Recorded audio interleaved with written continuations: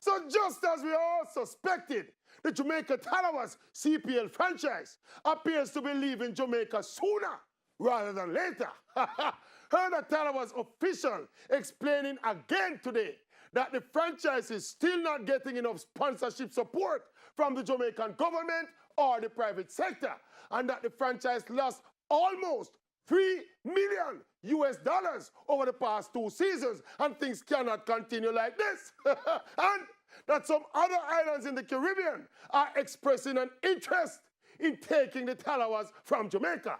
What an embarrassment! Big bad boats in Jamaica, and we so broke.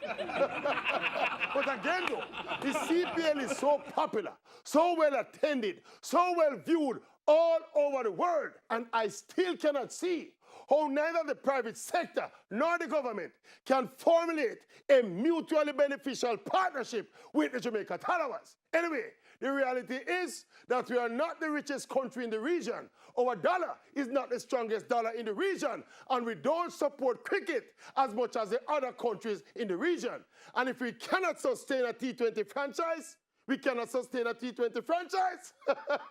So we have to live with the fact that all them St. Lucia and Barbados and Trinidad and Guyana, all of these small island nations, all of them will have CPL franchises, and big bad Jamaica soon will have none.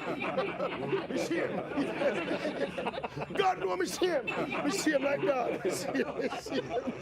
You know, see him? Me shame like that. Me shame.